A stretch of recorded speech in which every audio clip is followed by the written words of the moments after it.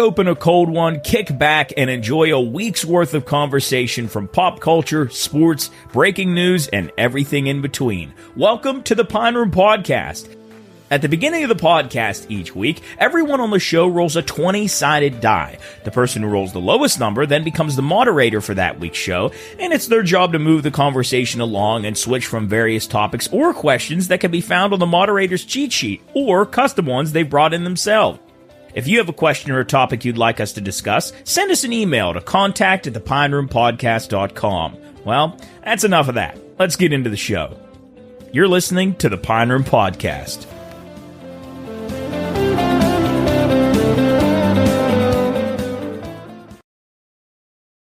All right, hello everyone, and welcome to the Pine Room, episode 127, I believe it is. 127. We've been doing this for almost 3 years now. We're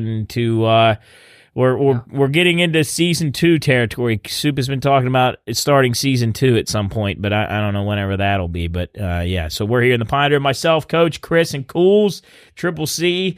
And we're rocking and rolling after a day of radio. Chris, we talked to Kelsey Russo of the Browns. We talked about history, talked about death, about football, and you guys are getting ready to go play bocce for the evening after this show. Yes, it's been a long day. Yeah, no rest. But coach got a nap in, but he's still yawning. So. Yeah, I got to get moving. I should have walked outside and got some air. But we're at episode 127. What do you think is the average length of a podcast that people start up? Like, other than, your most popular podcasts and podcasts that are, like on major networks. What do you think the average is? Do you think people fold up to tenths after? Do you know? I don't know. Oh, you mean how many? Stick with it? Yeah, stick with itness. Oh, how many episodes before they shut it down? Yeah, before they. I'll say this. We saw one start up locally. I won't say who it was, and they lasted about 3 episodes. And they Did we? Down. Yeah, I'll tell you off air. But I would say most podcasts locally probably don't last very long. But that's just my. I don't know who you're talking about. I don't know who you're talking about, but well, no, you don't have to. But people that start them up and thinking this is going to be the way to make a lot of money and we're going to go viral and we're going to be as popular as the Kelsey brothers. And, yeah, I think if that's your intention going into it, then you're not going to last very long. Yeah, well, that's true. I don't know. I guess yeah. What's the end goal here? I think it's a fun thing, especially for our group. We're all friends. I think it's a fun thing to do with friends. And are we ever going to be millionaires and billionaires from this? Probably not. Who knows? And I think a lot of people, we don't have a zillion people watching these, but it's fun to do with friends, and we learn about each other, and people learn. And I think it's cool also too is eventually if we ever stop doing this, when we go to a family gathering in 15 years, we can look back and listen to us talk about, oh man, pooping your pants or whatever. Yeah. Hopefully my kids never hear any of these. No, that'd be cool. Listen to Granddad. They're out there forever. Like, man, he really thinks he can do whatever he wants out there. Think about it. The internet's not going away, so when civilization is thousands of years from now, we're still going to be here. Well, see, you're going to have you're going to have to lie to your kids and grandkids. About what? Well, hey, Pap, did you really kill that tiger in the jungle? And you outran a tornado? All these heroic things you did. Well, that's the thing. It wouldn't be a lie. Oh. It's not a lie. Oh. You're the only one who knows. I've never claimed to have done it. I'm claiming that I can do it. I heard him say today that 6 inches of hard running water couldn't knock him off. No, it couldn't. If I'm standing on this ground right now, 6 inches of water blowing at my feet, I wouldn't even budge. What if it's going like 50 miles? What did they say about the car? Said a car can get swept away in 2 feet of water, but it can be lifted in like 8 inches, 6 inches of water. Cool's water's powerful. Yeah. I know. So am I. Yeah. See, Cool's he blamed it on the ground. He said the ground. He had the ground. Well, Jump said if you're on like soft soil and it takes you, that's different. But if I'm on this wood floor right now, I'm not budging. There's no way. I don't know, Cool's. That's a well-known fact. I've stood in a creek where water's coming at my feet, and I don't That's fall a over. that's a nice calm creek. Yeah, with, but what about Right, these waves I with- withstand at the beach when I'm out there muscling up and it hits me and I don't fall over? I can think of waves on my feet sucking back into the ocean, and it almost pulls you into the ocean. Well, you're not. I mean, Oh, okay. Go ahead and say it. You're not like me. Right. yeah. You're not. Well, no, you're just. You're not invincible like me. No, how old were you when this happened? Like you got a bum knee now. No, I was just whenever you feel that When water it goes, is. when it recedes back. Yeah, out, it and you're- feels and like you're- it could just yes. flip you. No, I don't know Man. about flip me. Well, it just feels like Well- it could knock you down. But now here's another thing. Then because I had this happen to me one time, I got caught in the riptide, and I didn't panic. I wasn't out too far, but I didn't know what the hell I was doing. And the lifeguard, he kept an eye on me, and he kind of told me how to get out. And so I walked myself to safety. But in your case, the lifeguard will just say, Hey, he's "That's got it. Cooley. We don't have to worry about Yeah, him." he's got it. Yeah. Don't waste your energy. Right. Let's look Just somewhere sit there. else, see if anybody else is struggling because he clearly doesn't need help. Right. So Yeah. that's But And- if I'm drowning, then everybody else is dead. Oh, That's how I look at it. Like if there's probably no lifeguard left because the situation is probably so dire. So then just opposite what we talked about on radio. So the four of us, they take us somewhere in some barren land. You're the sole survivor. I mean, you'll Well- eventually die, but you will die before you. Yes, 'Cause you're more resourceful. If everybody was to die, I would be last. Yes.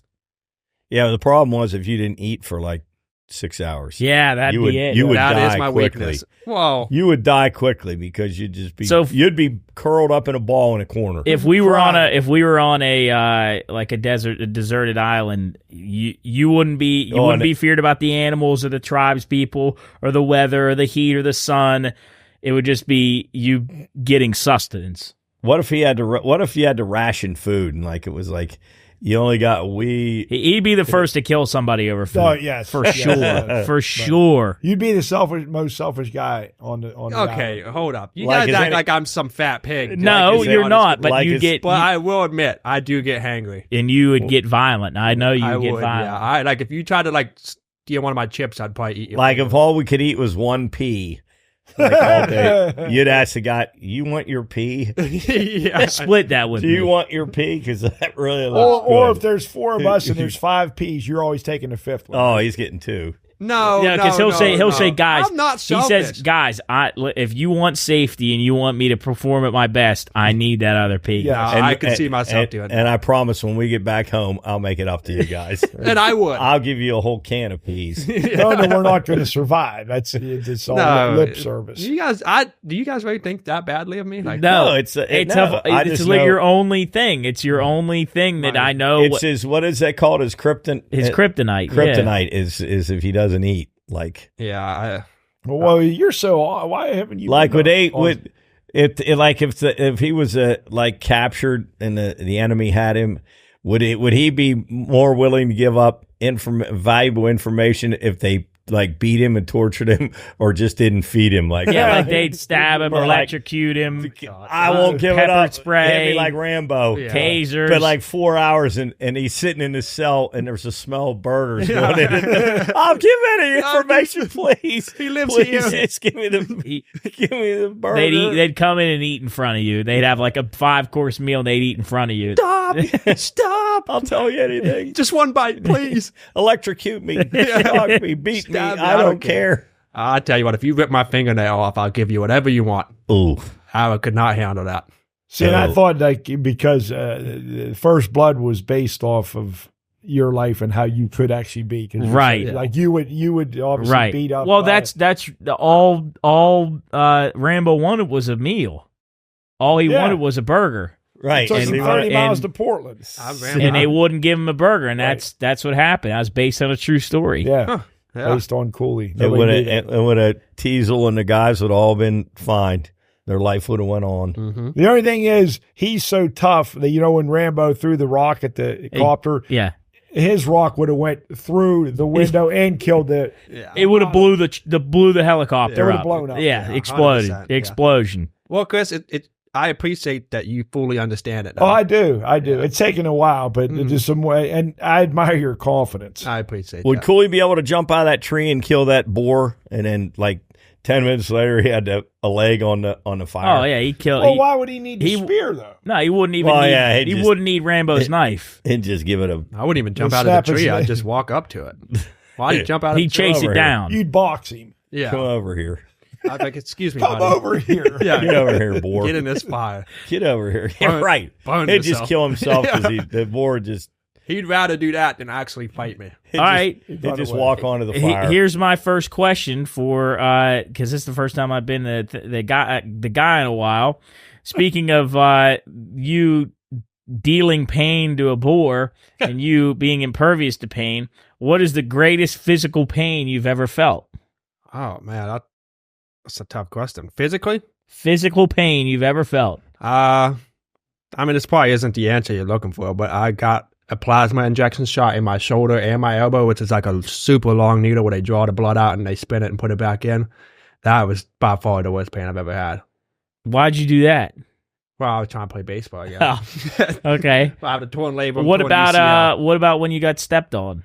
No, I didn't really feel that because my adrenaline was going so much, and I was so mad that you guys didn't hit the next batter for it.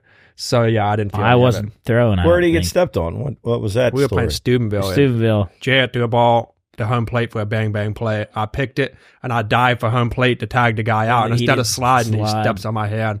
Well, if Jarrett would have made a good throw, and that's what I tell him. You wouldn't have went through that. I would have just stood up and tag him, but Jarrett. And of course, he short hops you and get you almost. And here I am being a good guy picking. Almost get your arm amputated. Yeah, I almost lost my whole thumbs. Yeah, right. But see, Everything that from here down. Now I'm starting to question your credibility because now the first thing you want to do is blame Jarrett. Well, it was his fault. I'm not blaming him. It was his fault. This is. Hey, listen. Well, what about the guy that didn't slide? Well, that's it. I mean, he was just trying to be safe. I can't blame him for that. Oh, but I still think you guys should have just hit him right in the ear hole. Oh, in the eye. I agree with that. Physical pain you've ever felt, Chris? Can you remember anything? Yeah, I was going to say when I had pancreatitis. What's that? Appendicitis? Yeah. But I honestly, the worst I think I've ever felt, Mark, I don't think you were there, but back in the days when we played slow pitch softball, and I was playing second base, and frickin' Keith Crook would always hit to the right side. Always. And murder him. And of course, it'd probably the hardest ball he ever hit, and somehow it hit me, it hit me right in the left shin. and it was awful. And first of all, it was embarrassing, but then you just have to kind of walk it off. Like I just wanted to crumble up into a ball and just cry. It was right. It didn't take a bad hop. You just fucked it up. You just didn't put your glove down, and it hit me right in the middle of the shin. Did it ruin the evening? Did it ruin the afternoon? Either that or I drank it till it didn't hurt me. And we drank after the game, but I mean that was. And anytime you bump your shin, it's awful because there's nothing here. No, instead I'm taking probably I don't know. In softballs, 80 miles an hour. Softballs aren't soft. No, and you remember when should they call them hard balls? When we used to play with those red dots. Oh, those things were honestly truly like concrete. They were really hard. I don't know. Who was it that hit? They called it softball, but the ball was as hard as literally as hard as concrete. Keith Crook. Coach, speaking of shin, didn't you go to some fighting thing? Well, that's what that was going to be my pain. What? You went to Bando. Yeah, well, Coach Nardoni and I got the brilliant idea of taking self-defense class. So usually if people take self-defense class, they go to the taekwondo, karate, or a basic self-defense class where there might be a couple girls. Like a police academy. Yeah, just, where you're going to learn basic, just hip maneuver. Moves. And then, headlock. But no. We get this brilliant idea to go to Bando. Now, if you look up Bando literally, and I'm not kidding you, is a killing technique. But it's like the most extreme form of, martial arts that you could take. And there were the baddest, Buzzy Evans, Tom Hogan, Chet Buffington, guys that literally could choke you out and kill you instantly. and we go to that. Now, why? First of all, I'm not the physical kind of guy. I don't like physical altercation. I never have, and I never. But to take that was so stupid. And so we get in there and starting to learn a few things. And I told Mark, I said, this might be a little out of our league. Oh, no, we'll be fine. We're in there with Buzzy and Hogue and those guys. We'll be all right. And then they were doing some drill, and, I was trying to act like I knew what I was doing. And Chet Buffington, who was a super black belt or whatever the highest belt is you can get he did a spinning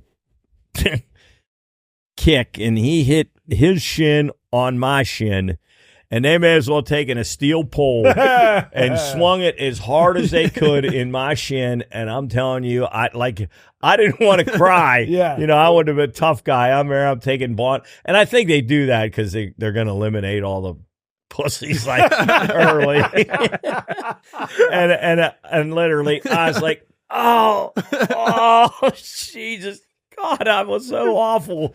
And I like limped around, and I was like, oh God, don't cry. And I told her, I said, so that's it. I'm done. I am never coming back.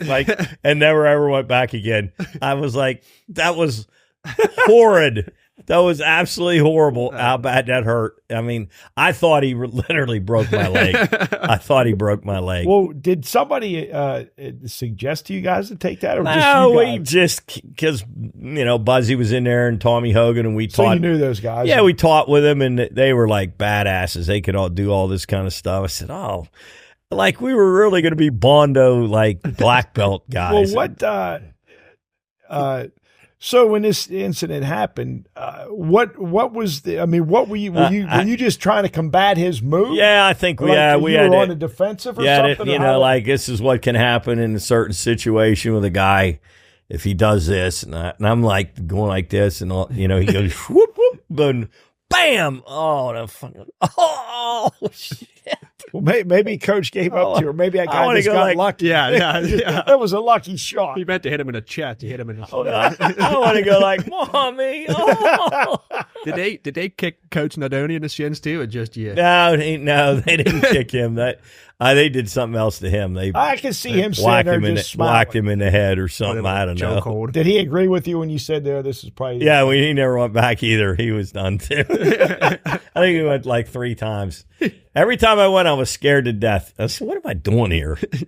Like, it didn't seem like a progression where you just, okay, 1, 2, boom. It was like right away they put gloves on us. So we were handed you sword. Yeah. like week 3, you didn't go and think, God, I got this now. I'm feeling really good. Yeah, I can't wait till somebody messes with me in a bar. I'm going to kill him. I'm going to kill a guy. The guy looks at me wrong, I'm choking him out. Like, you guys have been victims of bar brawls. And you guys have had enough. We're going to do something about this. And this is way back before society became just out of control. Right, everybody's angry. I mean, everything was pretty calm back then. It was like, so what am I going to do with this? And like, I'm down at Tucker's or something, and right. some dude looks over at me crooked. I'm going to walk over and say, you looking at me the wrong way, pal. Go ahead, punch me. See what happens. You feel these shins? Go ahead, try to kick me in the shin. Yeah. Chet Buffington kicked me there, and it didn't hurt. What's it say, Job? Well, no, I was looking up the forms of Bando, and it's Bando emphasizes self-defense as the best offense by leaving the initiative to the opponent and relying heavily on counter maneuvers. Once a threat has been evaluated, it is possible to respond with an appropriate counter. So too is destroying the opponent's weapon. If the adversary's hand or foot is broken, for example, the conflict is effectively ended. So it's basically you're defending and your objective is to crush hands and feet. I remember Buzzy would, now this wasn't in class, but in school sometimes, like he would just grab my fingers or something and just like bend them back, Or I never forget it.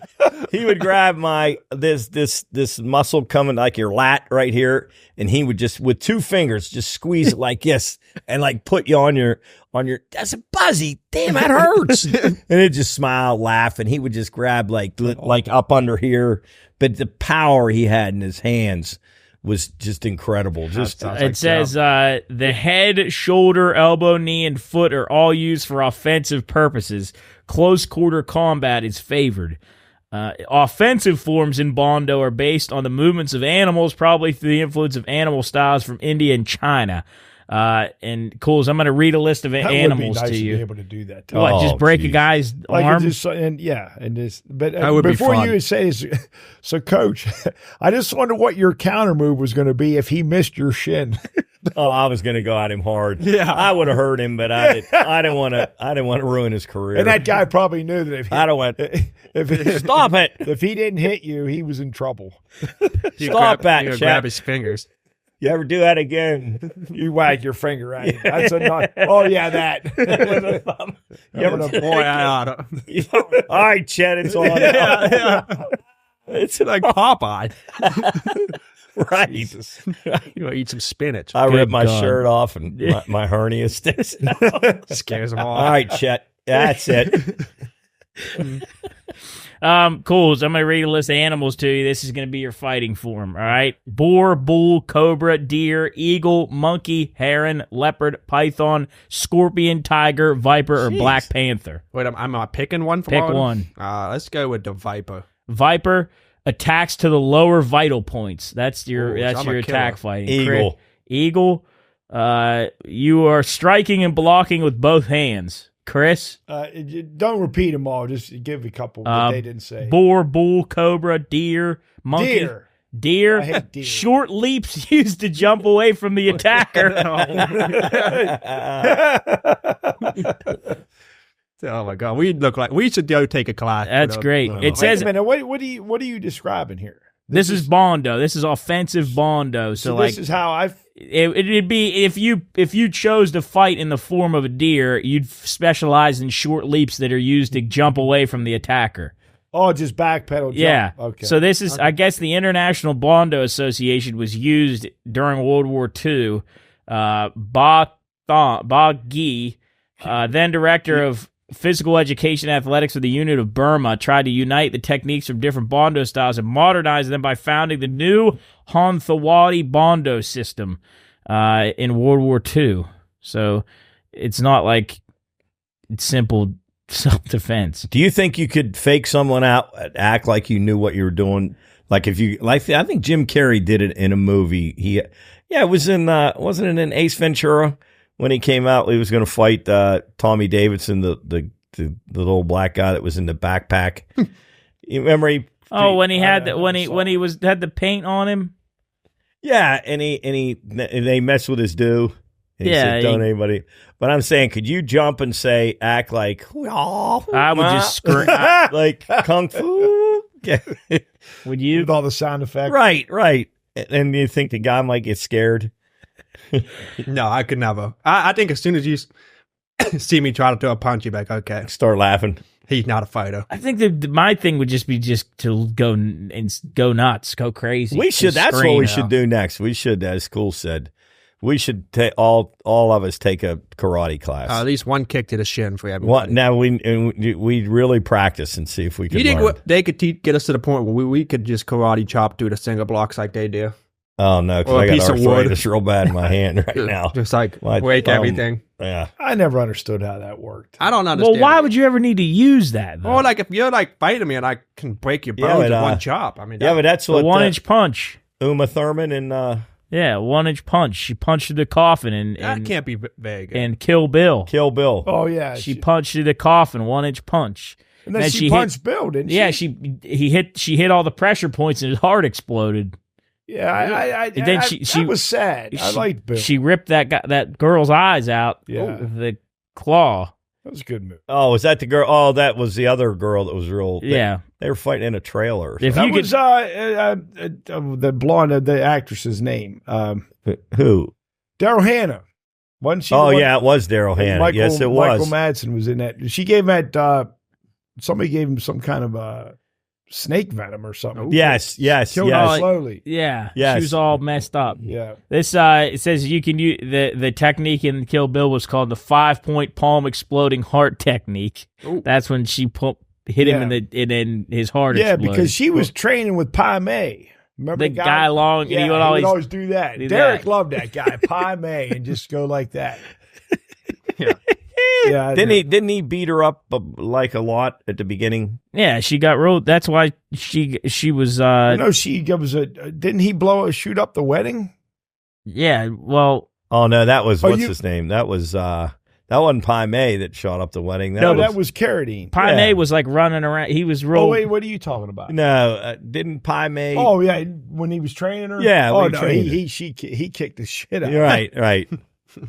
I don't But know what you guys are anyway. talking Well, I was gonna Yeah, ask this. Kill Bill. You seen the movie Kill Bill? Volume I've 1 never and seen 2. it. Yeah. What was that guy's truck? He had that pussy wagon. Oh yeah. That goof, and she ended up just crushing him. But that was so far fetched. How many guys she just took out? Well, Like, all that, Isn't all every those movie like are. that? Oh, when Yeah, they but beat this- the beat Delta 88. She beat at least 50 guys who knew karate. Didn't she have a sword though? Yeah, they were coming from her all different Well, directions. isn't She every was- movie like Well, the guy that's with the true. gun Well, missing? that's Well, like your like- favorite John Wick movie. Oh my God, John Wick. He dodges about 8,000 bullets. Well, and that's no different than Taken. Taken. Yeah, when he. I always guy- love, you know what I love, Chris, is I love a scene where there's the action star and there's maybe a guy posted up on a wall with either a big turret like that, you can't, if you're not watching this, you're not going to be able to see it, but like a big, light machine gun, or he's up on the ledge with a assault rifle. But the guy just the hero runs parallel to him, and the bullets can never catch up to him running. It's always behind him.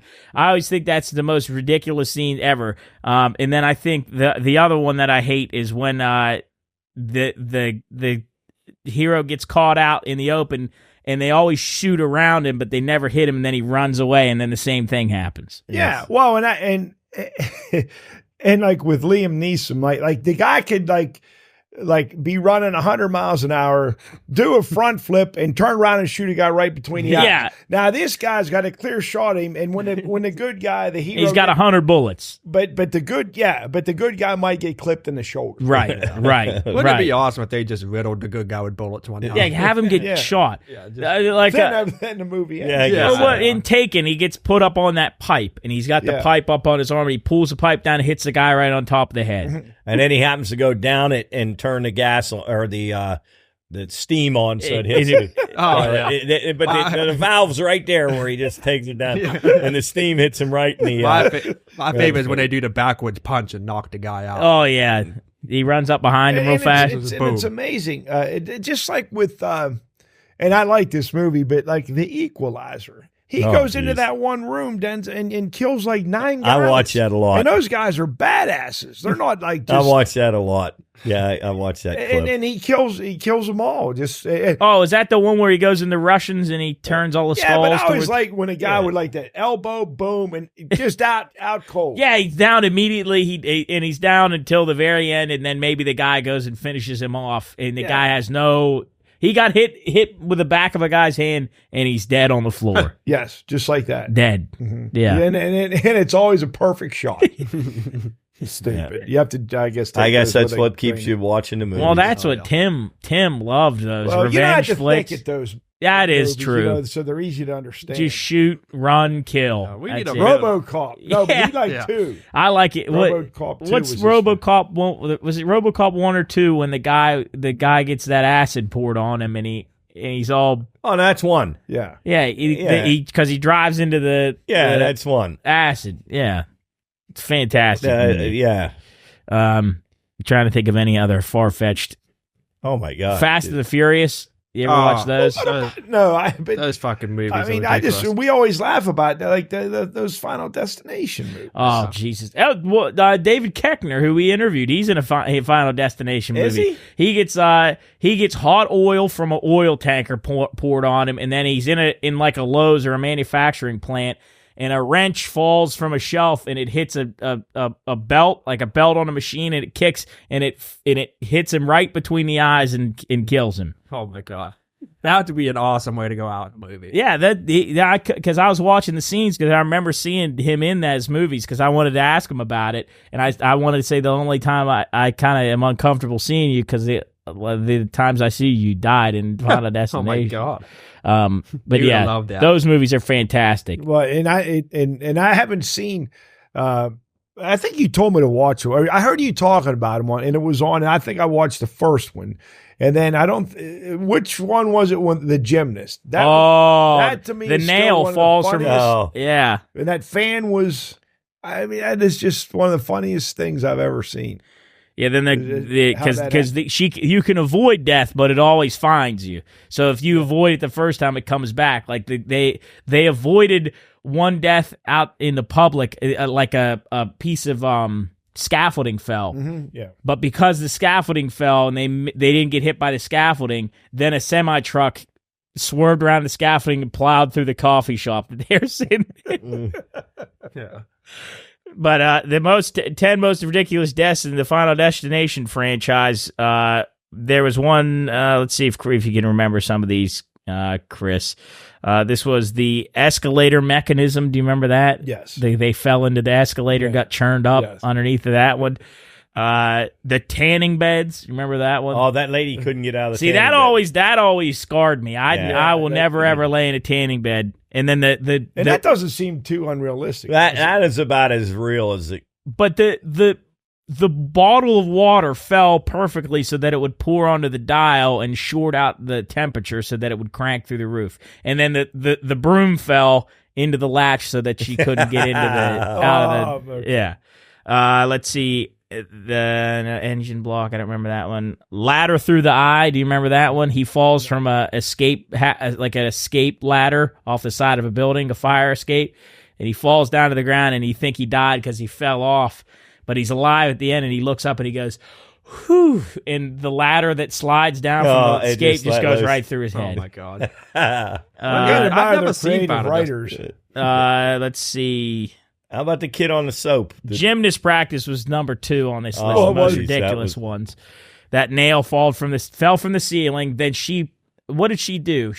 It fell all the way from the ceiling and it landed on the balance beam. And it came from the fan. Yeah, and it didn't bounce. It didn't bounce or roll off. It just landed perfectly up. And then she landed on that, did a backflip, and her back snapped. Yeah, her back snapped. And she was just laying there like that. There was one. There's a house scene where a lady, she slips on something in the kitchen and she pulls a rag, and the rag pulls the thing of knives. Oh yeah, and that knife just goes right through her from like 2 feet. It goes right through her. I've never seen Final. So is this movie just like killing everybody off in the most crazy way? It's all about death. But didn't it start though? The plane. The kid. He sees the vision. Yeah, he sees the vision of it blowing up. So he doesn't get on it. He doesn't get on it. His friends get on it either. And then he sees out the window, and they're like, "Oh, we just missed our flight, dude." And he turns around and out the glass. So they all came off. They didn't. Yeah, because he was raising a stink, and they all were like trying to get him to go on a plane, and then commotion broke out. So they all missed the plane. And then turn around about 2 minutes into the flight, it blows up. Blew up. It blows up. Is he like the main character in all the movies and just sees how I think there are a couple. He never dies, does he? Yeah, no, he dies in the end of that movie because the truck plows through the coffee shop. Oh, they're sitting there having coffee. That's right. Yeah. And they're like saying because death skips from person to person, and if you miss it, then it goes to the next person, and then at the end they realize that it's back on him, and then before they can do it, the truck plows through it and kills everybody. Fantastic. There were 5 of those, weren't there? Yeah. Do you ever see the one where the San Francisco or the Golden Gate Bridge collapses? No. Might not have been Golden Gate Bridge, but like wire snap, cut people in half.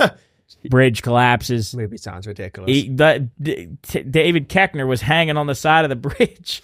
He was hanging on the side of the bridge, and an oil tanker was driving, and the bridge broke in front of it, and he tried to hit the brakes and turned over, and all the cap on top of the truck opened. And all the oil spilled on top of Dave Koechner. Oh, my God.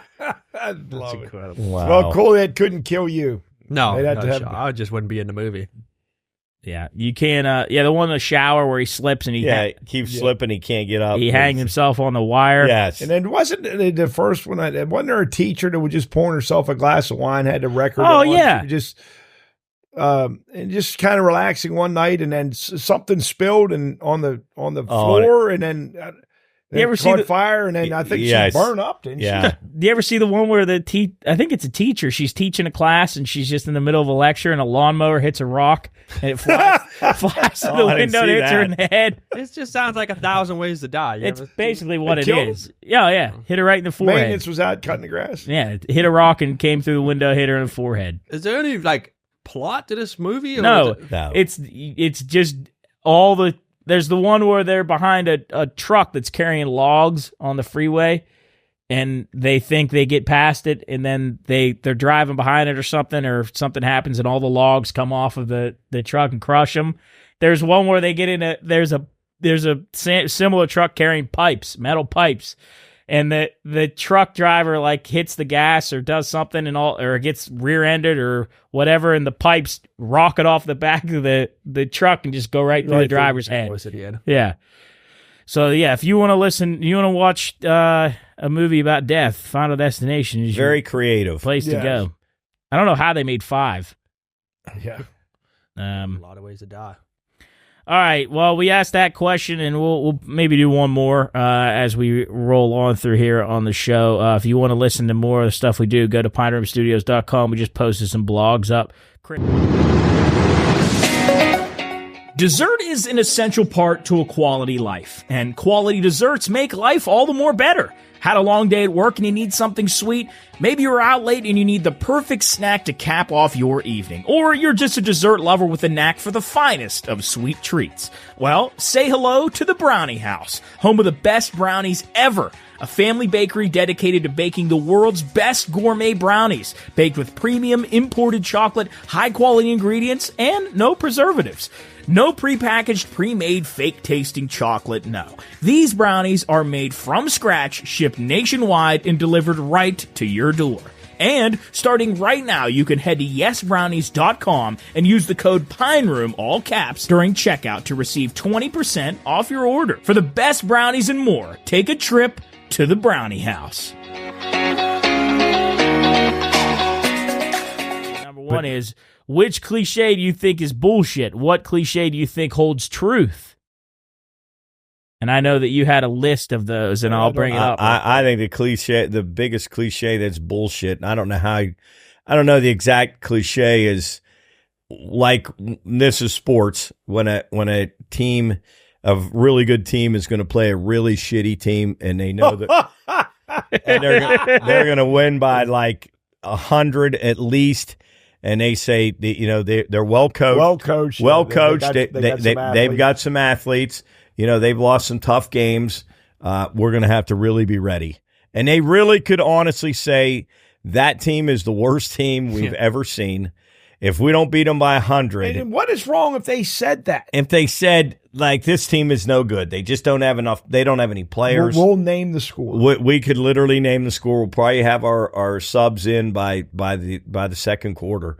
Because everybody knows, and you're not bullshitting anybody by saying they're well coached.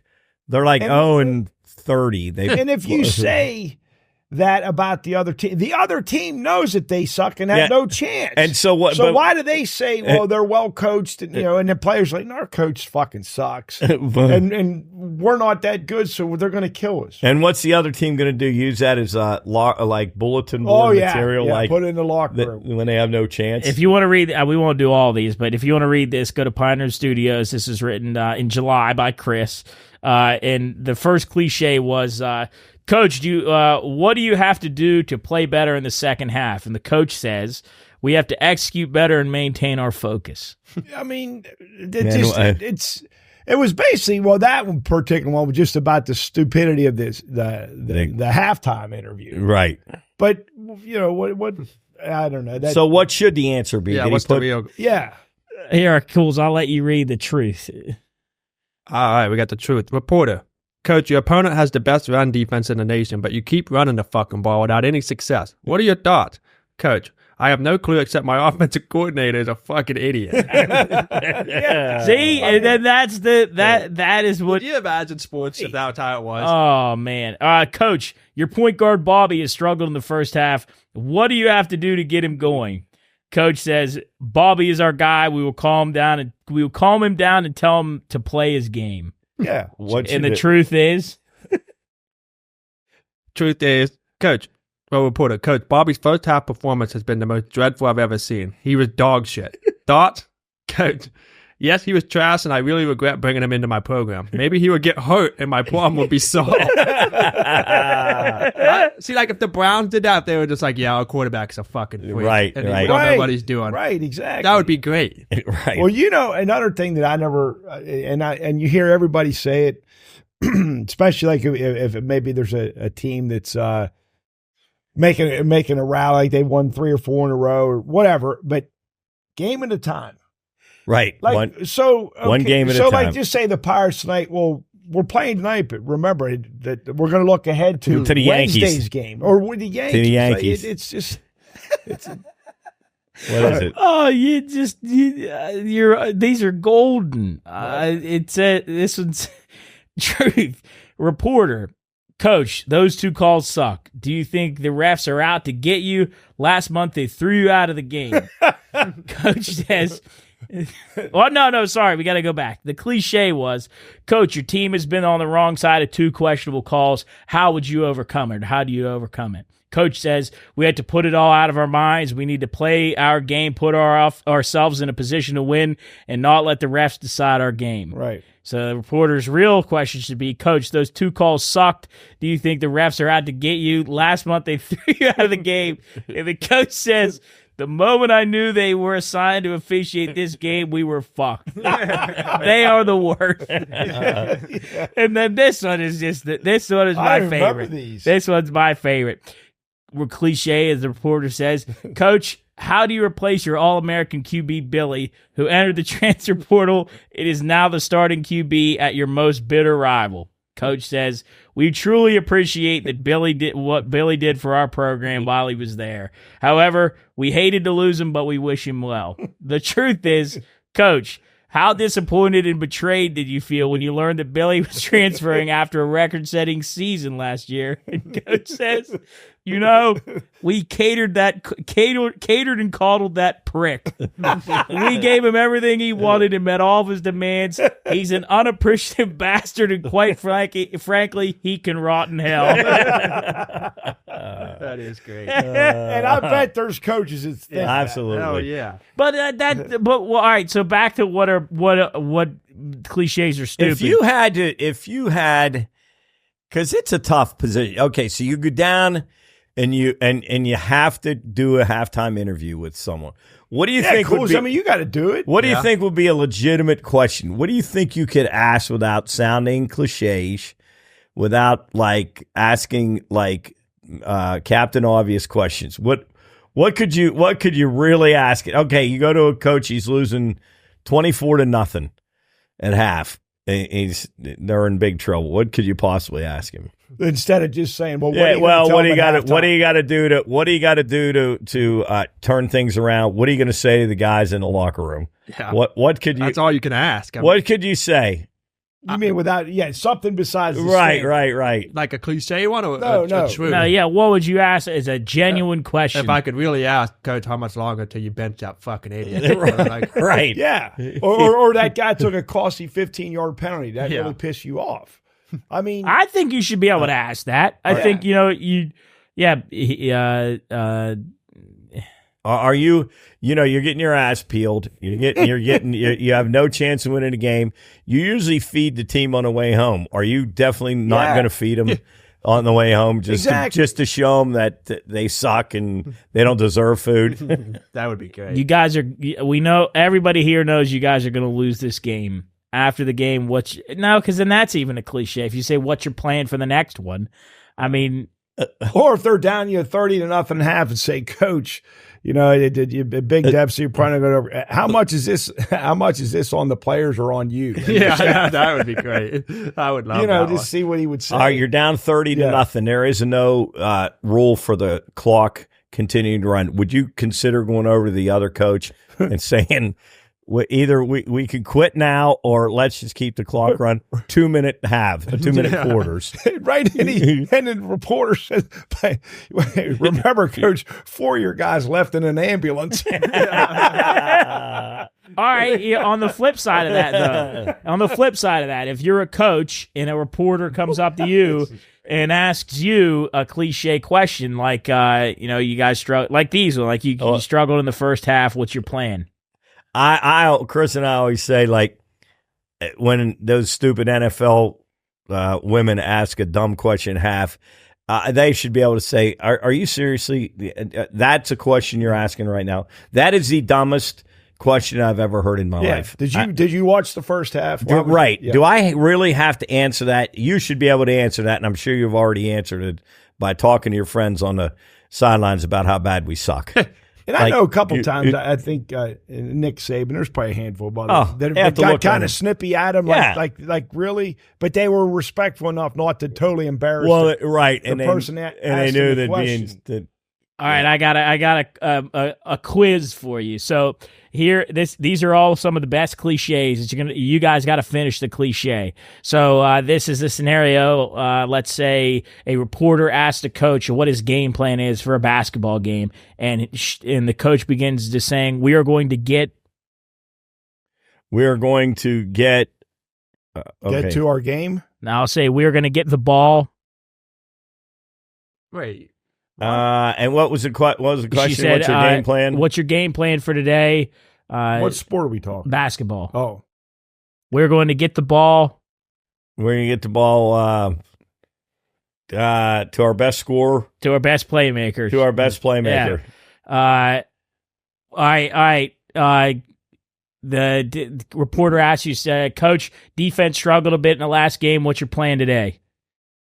Wait, is there any? This is football. Yeah, but is there any lead up? Like you did with the last our defense is going to be aggressive. Yeah, aggressive. All right, here we go. This is probably basketball. She says, again, what's your game plan? And the coach says, we need to get our playmakers in space and. We probably got to put them in a position to succeed. That could be one. Close. More so in the dynamic of the game, in the play style. What was the first part? We need to get our playmakers in space and run. Fill the lane. The open floor. I don't know. This could be football as well. Could be football, I think. Create separation. Oh, Jesus. Yeah. All right. This is a great one. Probably football, I think. Yeah. And he says, coach says, or reporter says, coach, you guys are playing well. You're going out tonight after a tough loss. What's the game plan? And he says, we're going to put our best foot forward. Yeah. No. We're going to put our best. We're going to put it behind them. No. We're going to put our Players best. Players in a position to win. We're going to put our best 11 guys on the field. Oh boy. Yeah. Here's another one. So they're about to play a horrific team. They know they're going to win, and the coach, the reporter says, "What's your game plan for tonight?" The coach says, "We have a tremendous." Respect for for coach and his team. We know it's going to be a battle. They're a well coached team. Well coached, right? Yep, that's it. Would that be like, and only because I'm close to the situation, but you too. Like if you ask Coach Young, Ryan Young with Park Girls, interviewing him on his upcoming game at Brook. What can you tell us about Brook? What do you expect tonight? Right, exactly. You can score 150. I mean, it's just. Here's a good one. Probably football, basketball. They got beat. Tough game. Coach is in the press room, and he says, "We just didn't execute." Yeah. Well, geez, I wanted to, and I was going to bring this up one time on the radio. It was probably 2 weeks ago. Mark, I think I've said this to you before at one point. I'm watching the Reds and the Pirates game, and the Reds took a 10-5 lead. I think they may have rallied. Maybe it was I remember this game. And it was 10-5, like in the 8th inning, and Oscar Marine goes to the mound. The infielders come in. Had his hand. And he's got his hand over his mouth. And I'm thinking, what in the fuck is so secretive? They just scored 6 runs. They're up 5. Like, do you think the Reds are like focusing in on what he's saying? Why? It's amazing. It's stupid. It is absolutely fucking stupid. How they do that, why they do that, thinking that the other team is the least bit interested in what he's saying. Is there a guy on the opposing team? Every team has a lip reader? It's unbelievable. He's got binoculars. And then the pitcher will have his glove over his mouth. I'd love to ask him that question. Why do you do that? Who do you think's going to steal your verbal signal to your to the your only pitcher? reason I can think is if they're just saying something ignorant up there, but then that wouldn't Mark, make sense. But let's just say that, like, I know sometimes when you get the infielders in, you're going to just, depending on who's on base, where at, you might have a strategy defensively. But if you just go out to, just say your pitcher walks 2 guys row, what do you normally say? Just take a deep breath, calm down. I mean, I don't know. What you just say something like. Chris, what about not much you can say? Yeah, nothing you say is going to really make it. And nothing you can say that the other team can steal is going to use. Yeah. So, like, are you going to go out and just say, he gave up 2 walks to start the game? You're going to go out and calm him down. Are you going to like cover your mouth and get close to him because the other team might, like you said, get an advantage based on something you told that pitch? No. They look like complete fools. I'm sorry. I agree. Especially it was 10-5. Right. Nobody on the fucking Reds. They're pounding the ball. There wasn't one fucking guy on that Reds bench that was looking attention. At that. They were probably laughing, saying this fucking Pirate team's terrible. Chris, what about how much value do you think if you're a viewer of a post game interview, if you're watching this interview with his coach, and he says, the reporter says, Coach, he came out of the game with a win. How do you guys think he did this, tonight? And the coach says, playing a basketball game, he says, we did a good job of scoring the basketball. Mm-hmm. How much weight does that have? How much? Yeah. Like, does that add to me seeing that? Like when you hear a coach say, we did a good job of scoring the basketball. Mm-hmm. Yeah. What does that mean? I would say the guy's an idiot. He's not a very good coach. I would just assume he's being a smart ass at that point. Last one here, and you guys can talk some more about yours, but what does a coach always call a player that's like a utility guy? He'll get a hit when you need him to get a hit. What's the adjective they always use for a player that's like that? 5-tool? No. Not a 5-tool, no. A guy that, like, if in basketball, like, he just gets in there and gets a layup, like he just does his job. Not versatile or no, hard working. You're in the ballpark. Workman-like. You're in the ballpark. Brings his lunch pail though. Oh fuck. He's he's a utility guy. Yeah, just like he gets the job done. He's a grinder. He's close. You're real close. Gritty. No, you're close. Fuck. You're so close. I don't know. I'm running out of fucking cliches. Scrappy, yeah. Especially if he's a white point guard. They always say he's scrappy. This dumb. Mark, did you hear Cool's announce what happened with the Pirates today? Oh, yeah. They DFA'd Michael A. Taylor and Rowdy Tellez. No, they didn't. Yeah. If Rowdy Tellez would have got 4 more at-bats, he would have made $250K, according to Matt. And they DFA'd him. You kidding me? That's what he said. Yeah. Well, here's what DK said. It said it's not the move itself. It's not the saving of $200,000. It's not whether or not Rowdy Tellez deserves that bonus or whether he deserved 421 plate appearances, 4 shy of that bonus. It's that they couldn't care less what anybody thinks about what they did. Yeah, they don't give a fuck. No. That's insane. Well, you know what else rubs me the wrong way about Rowdy too is, if you're going to DFA that guy, why are you putting him out to be a pitch in games that absolutely mean nothing to embarrass the program? I can see, but I sort of see Michael A. Taylor. Now, I'm not saying, because he hasn't played. When's the last time he's played? It's been a while. But Rowdy was like everyday player. And the people loved him. He was like the hero of Pittsburgh. Now the people hated him 2 months ago. Everybody hated him. Yeah, but then he hit a home run. Well, yeah, and then he started. It just feels like you burn a bridge of him. Because who knows if they were going to re-sign him? Wow. As much as you probably shouldn't. Well, but as cheap as they are, I could easily see them re-sign him. I did not know that. They have signed way worse players like from the garbage heap than him. Like he started out terribly, but I didn't think the guy was terrible. I thought he actually, for a big, slow guy, wasn't a terrible first baseman. Right. And as far as the program goes, he's a name that everybody knew. They brought some sort of value to the organization. Wow.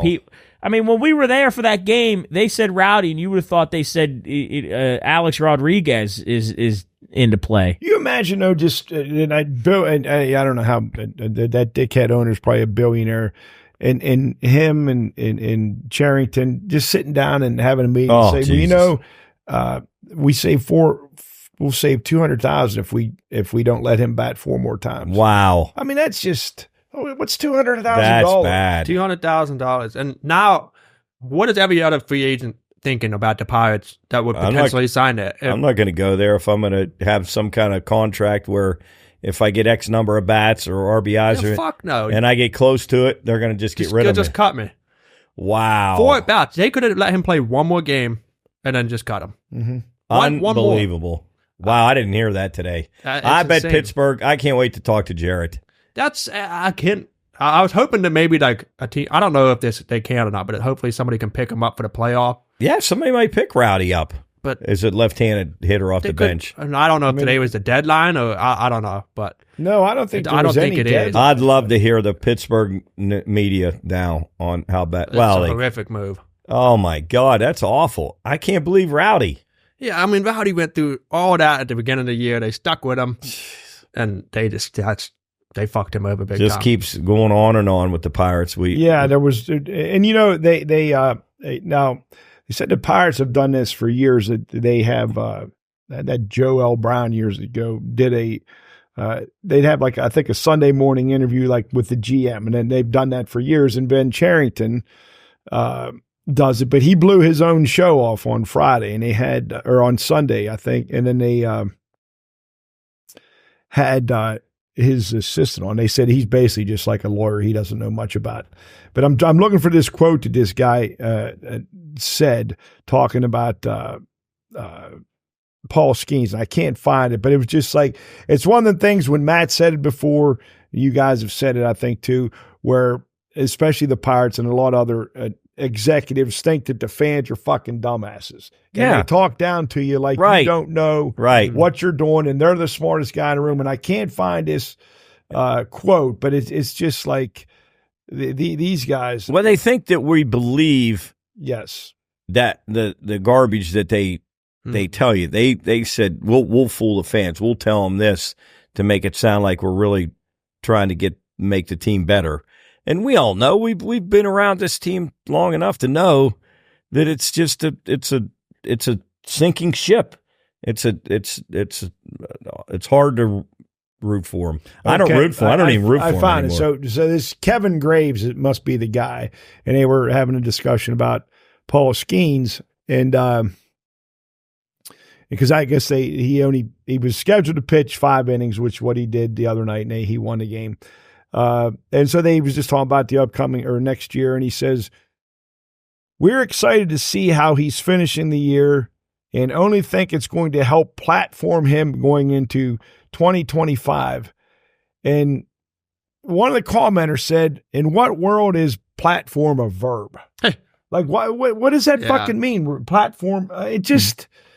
They just say shit. Like... And just hope it makes sense. I don't get it. I don't get it. Paul Skeens has to say, "Oh my God, help platform him." This is going to be really a bad situation. Well, I mean, and not to be one of those, players or like his agent, but it was like, from what you've seen, and this guy's owned the team for what he bought it off McClatchy, was it back in early 2000s, whatever? Like, what have they done? Nothing. And when you see how cheap they are, I mean, did you? I would be one. I would be one. Somebody, you or Matt or somebody sent out a text or something about how many different lineups they've had all year. That was Chris. No, it was Like how many different starting lineups? It's like Yeah, 144. 144 out of 153 games at the time. And they, other than 9 times they've had a different lineup. Now, I don't know if that meant the exact hitting and fielding lineup, like the same batting But it doesn't. order. And that doesn't even matter. It's like just that shows you what they're about. Unlike does the coaching staff sit in a room and say, let's see, what do you guys think tonight? Let's move O'Neal down to 7 tonight. Yeah. Give that a try. He hit leadoff all preseason. And then the first game, they hit him like 8th. Right. It was unbelievable. And then then they could say also, well, we're kind of crunched here with the odds. We had a couple injuries, and I saw Triola out there just fielding some fly balls during batting practice. Maybe we could put him out there. Yeah, he looked good. He was really. It's just bad. such an awful thing. G1 Bay hit one out of the infield today. Right, He's ready to go. Yeah, Connor Joe. Let's lead him off. He's a bona He fide hit in the leader. 4th Have you spot. seen enough of that fucking guy? Oh Jesus! Fuck. Yeah, I've seen enough of a lot of those. a lot of I them. mean, that bat Connor Joe fourth. Of bad fourth. Has fucking 8 home runs on the year. And 7 of them were within a month. He's not even a good. And probably 8 7 hitter. of them were when they were down 8-1. He's not a good 9 hitter. No, he's not. He's Not a good inning hitter. He's not, and he's bad to clean They up. can revive these guys, rejuvenate their careers, and they're just a guy. That's all. I wonder if Derek Shelton honestly is just a puppet, or he is just a dumbass. Both. I think it might be a combination of both. And now it's weird, and we've seen this now for the past 3 years. And earlier in the year when with Skeens, Jones, and Keller, like, boy, they jumped the gun on this. Boy, this is the best trio of pitchers in the fucking league.